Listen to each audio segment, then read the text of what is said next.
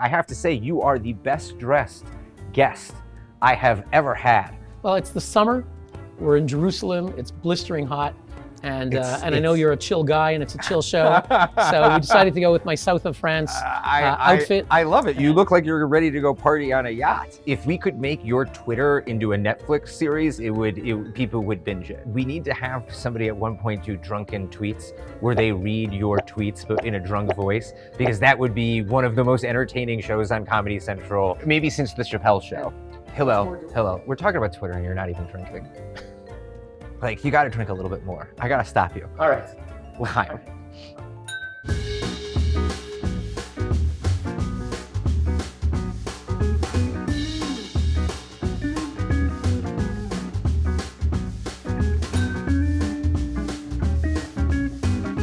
Hi, welcome to Wine with Adam. I'm your host, Adam Scott Bellos, and today we come to you live from the Tikva Fund building in Jerusalem, and I am joined by my very special guest and good friend, Hillel Neuer.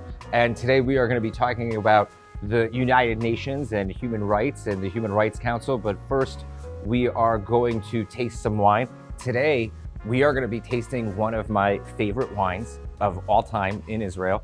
It's the Bravdo Merlot. It's made from Bravdo Winery, or Yekev Karmi Yosef. It's one of the few estate wineries in Israel. They've been making wine for about 15 years. They make under 100,000 bottles. We're just gonna give it a taste and a sniff. And I wanna hear what you think, because you're Mr. International. And I know in the circles that you are in, like, there's a lot of wine tasting. Am I right? There can be. There can be. There can be. There can be. L'chaim to you.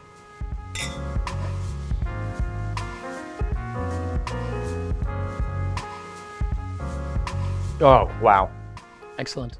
So I'm here with Hillel Neuer, Executive Director of the UN Watch, international lawyer, human rights activist. So my first question for you is, what was the main thing that put you on the trajectory of becoming a human rights lawyer?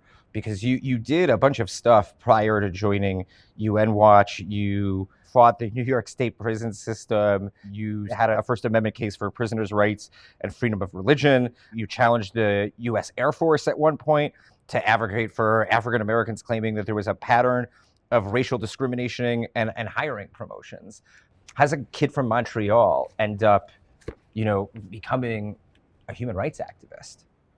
Yeah, well, I studied political science and eventually went on to study law. And certainly by the time I was in law school, I already developed an interest in human rights. And you mentioned Professor Erwin Kotler, so he was my mentor in law school. So you studied with Professor Kotler. Professor Kotler is one of the great human rights lawyers of our time. So the first thing that I kind of, everybody knows you as this angry guy that's arguing at the UN, and you're not really this angry guy. At the UN, I'm serious, but my nature is actually, I like to be funny, and I have a sense of humor. You have a very good sense of humor. I don't think people know that about you. I try to use it on Twitter because things are so absurd and so extreme. I find that can be a useful method and weapon to expose hypocrisy. I want to talk to you about something that's very important in terms of understanding the context of where we are with the UN. That goes back about 30 years. I'd like to have you explain to me what the Soviet era voting bloc was and how that has led to the reality that we have today with Israel being the picked on, bullied kid in the UN. It's an important question that you're asking. It's one of the most significant developments at the United Nations, I would say, starting in the early 1970s, which has continued to shape the organization decades later. And not only the organization, but also the discourse of human rights and international law, because UN resolutions might begin by dictatorships and murderous regimes working together, getting an automatic majority, but then they become UN resolutions. And no one says, oh, wait a minute, the Soviet Union and Syria and Libya and Iran wrote the resolution, sponsored it. Those who voted for it were them and their other dictator allies. You just see a United Nations General Assembly resolution, people saying that's international law, whether it is or isn't, a separate question, but it has the imprimatur of international legitimacy. So let's look for a moment. In the 1970s, the Soviet Union was locked in the Cold War with the United States, and they were looking for allies to turn against the US. And the Arab world was a very easy target for this because they were in a war with Israel. America was supporting Israel. And so the Soviet Union backed the Arab states very closely and other dictatorships. So you developed an anti-Western alliance. You had countries from Africa and Asia that had left colonialism. So they were manipulated, I would say, by the Soviet Union from an anti-colonialism into an anti-Westernism, anti-Americanism. And the Soviet Union, one of the worst imperialist aggressors in history, conquered large parts of the world in Eastern Europe, but also other places around the world that they dominated. And they never got called out as the imperialists. They pretended to be the anti-imperialist, which is absurd. So the Soviet Union and the Arab states worked together. They built an automatic majority, and they passed one resolution after another condemning Israel, again with the imprimatur of the United Nations, with all of its grandeur and gravitas.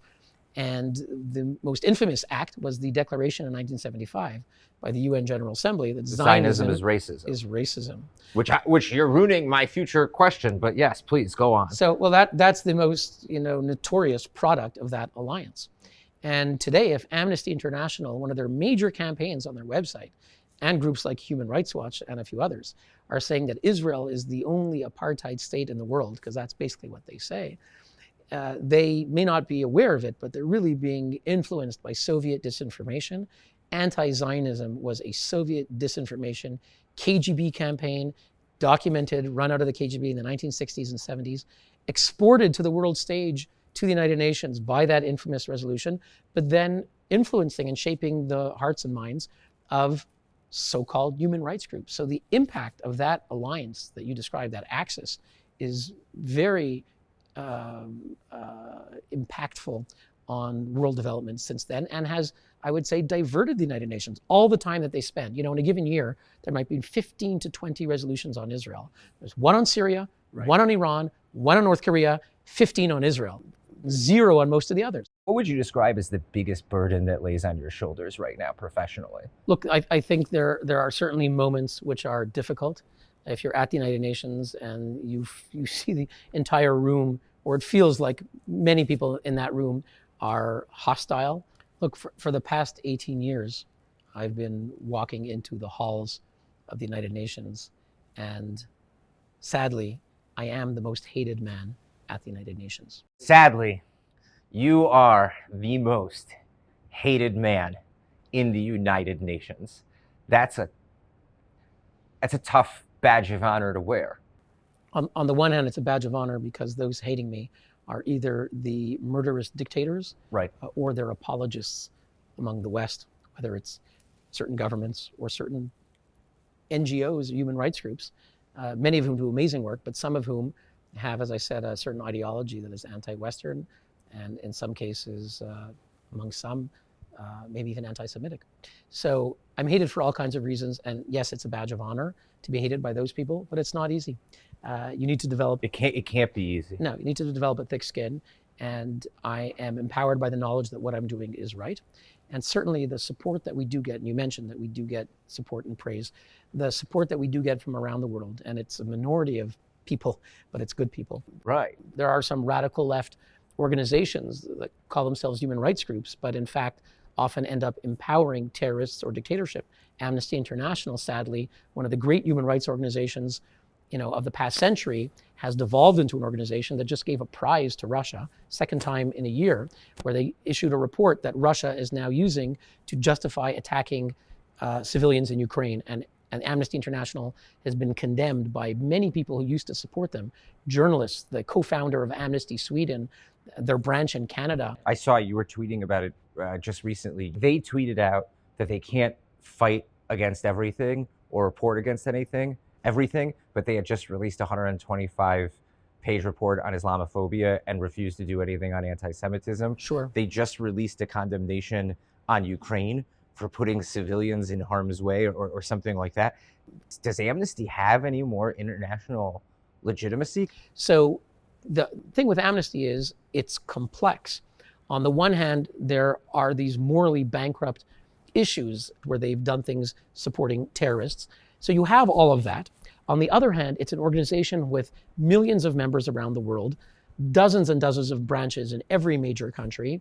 And it's a massive movement where there are many people doing good. And I've worked with Amnesty International activists who are doing good, who are exposing abuses in Iran and Venezuela, in Cuba and other places. So you cannot throw the baby out with the bathwater, and it's not so easy to dismiss the whole movement. I think, in my opinion, in many of these cases, these people are not being courageous, and they're giving into they want to appear virtuous, sometimes called virtue signaling, want to appear virtuous, and want to appeal to people of a certain ideology. There's an ideology that called anti-colonialism. It's been prevalent in the West since the 1960s. And when they are criticizing countries in Africa or Asia or the Islamic world, they are afraid of appearing colonialist. And in their view, that's a virtue. And I'm saying you should be courageous and call the shots, balls and strikes as you see them. And certainly I am working with victims from Iran, victims from China, victims from Zimbabwe. They do not agree with their leaders who say, you in the West have your way of doing things, and we have our own human rights. The dissidents, the political prisoners that I speak to from China, from Zimbabwe, from Iran, they want universal human rights. They want the protection of universal human rights, and they want their regimes held to account. So again, coming back to your question, these things are complex.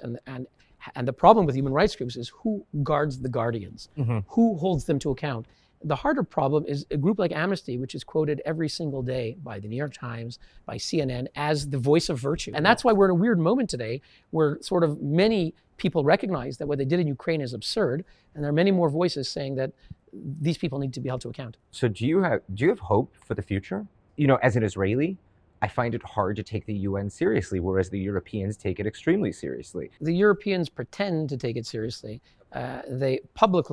They say the UN is very serious and we support the UN, but when it comes to actually protecting the institutions, they're very weak.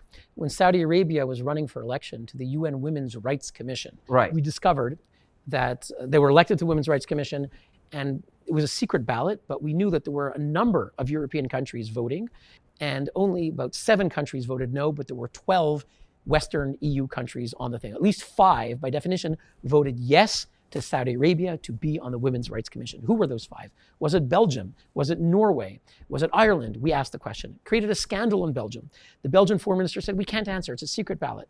But the media, there were leaks and things were coming out, and finally the prime minister shows up in parliament and he says, je regrette, I apologize, yes, we voted for Saudi Arabia to the Women's Rights Commission. But it's worse than that, Adam, because what Belgian media revealed was a telegram that went from Brussels to New York saying, said vote for Saudi Arabia and make sure to tell the Saudis that we voted for them. Meaning the Belgians, who always talk about international law and human rights, were voting for the Saudis to make sure that they knew it as a deal, because Belgium was running for the Security Council. They wanted the Saudi vote. They want Saudi oil. They want Saudi investments. So the rhetoric is that we support the UN, but in practice, their actions are helping to weaken, distort, and hijack these once great human rights institutions. It's real. This is what the real world is. The reality. is. Yeah, this is the reality. And this is the reality, and it's not some rose-colored, no, it's not. It's not sugar plums. It's not candy. This is bitter coffee, no sugar, no milk. I want people to know what their governments are doing. I want Europeans to know that we can't get a single EU country to speak out when China, Cuba, Venezuela, Pakistan, Saudi Arabia run for seats on the UN Human Rights Council or the Women's Rights Commission. I can't get them to say a word publicly. America sometimes will, and the others don't. Is it a pointless institution? Is it now just become the playground for dictators and post-communist countries and and China and Russia to do whatever they want? Look, the world is a difficult place. It's a dangerous place. Our democracies have to be strengthened to do the right thing. It's not always easy. Realpolitik is a difficult world to navigate, and there will be compromises along the way. It's our job to strengthen our democracies. So when you look at what's going on in the United States right now with, I guess you could say, wokeism becoming the cool way of thinking, don't you see somewhat of like a different type of fear now going on? People are afraid to speak their mind, it seems like. You're one Absolutely. You're one of the few people that their job is to speak their mind. Correct. And that's a great privilege to be able to have that as a profession. But I am lucky, and I appreciate it. Right. People in corporate America, if you work for an organization, if you say the wrong thing, we saw it. People getting canceled, people getting fired. Right. Dozens of examples of people who said something that was misinterpreted, and they're gone. And it's a very scary time in America. It's a very scary time in America. We're talking about pathologies. And again, let's be very clear. Everyone deserves equal rights, whatever their sexual orientation, whatever their gender identity. But there has been an extremism, an extreme ideology sweeping across public opinion in America.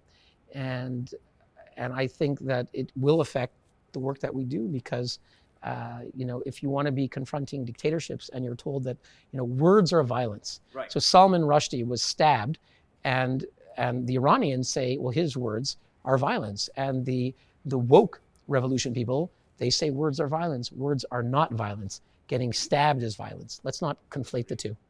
I always like to joke with you privately that you're the Abba Eban of our generation. When you walk into, the council and you're ready to give a speech, what goes through your mind before you start speaking? When I speak, whether it's for equal treatment of Israel, whether it's against anti-Semitism, or whether it's for human rights dissidents suffering in prison in Iran, in Cuba, in Pakistan, and Venezuela, I know that I only have 90 seconds. That's usually what I get today. Maybe 2 minutes, usually only 90 seconds, and I may be cut off.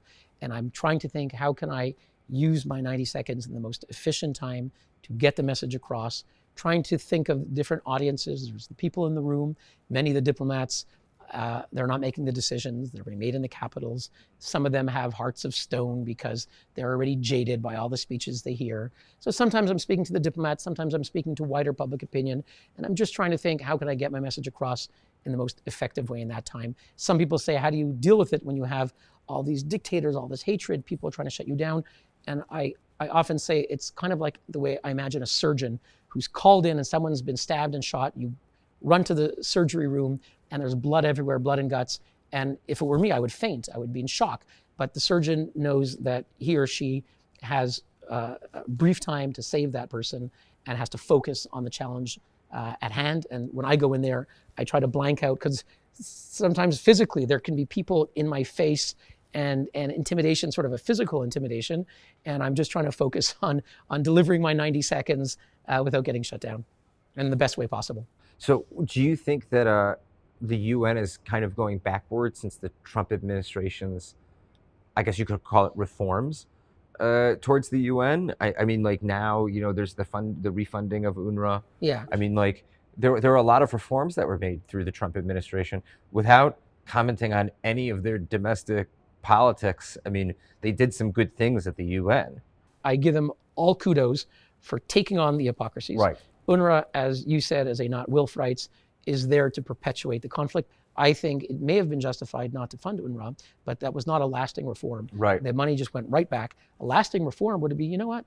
Why don't we agree that we're going to take 1,000 people off the refugee lists? People who are living in California. There are examples brought of some famous wealthy people living abroad who are listed on the UNRWA rolls as Palestinian refugees, and they have American citizenship, they're wealthy. So maybe America would have gotten, 1,000 people off the list just to, actually change the system. That's what I would have liked to see. What do you think is our generation's and younger's greatest moral imperative right now? I don't think that our challenges are different than every generation has faced. In the world that I'm in, we're fighting various pathologies. We're fighting dictatorships. I think when I spoke before about amnesty, is that when our own guardians, our own guides are morally confused or morally bankrupt, I think that's a great challenge of our generation. My final question, it's the same question I ask everybody as our final question. If I was getting ready to be a bar mitzvah and you could sum up your life experience and the greatest lessons you've learned in one sentence, even though nobody ever really gives me just one sentence, what would it be? Adam, I think for someone who's turning bar mitzvah and then afterwards in their life, whether they're going to deal with their friends, whether they're going to deal with their teachers in school, whether they're going to deal with work colleagues, again and again, they will be confronted with great challenges. And the answer invariably is do the right thing. Do the right thing, be a mensch. In many cases, that answer is there, and we know it. And it's hard to choose it. It may not be the fun thing, it may not be the easy thing, it may not be the most convenient thing, but doing the right thing is always the right answer. I want to thank my very good friend and special guest, Hillel Neuer, for letting me bounce around with him for the last hour and a half. I want to thank the Bravdo Winery for this beautiful bottle of wine. If you like the wine that we're drinking, you can find it at wineonthevine.com. And if you want to plant a vine at the Bravdo Winery, you can do it at wineonthevine.org. If you're drinking your Israeli wine, drink it with someone you love. L'chaim.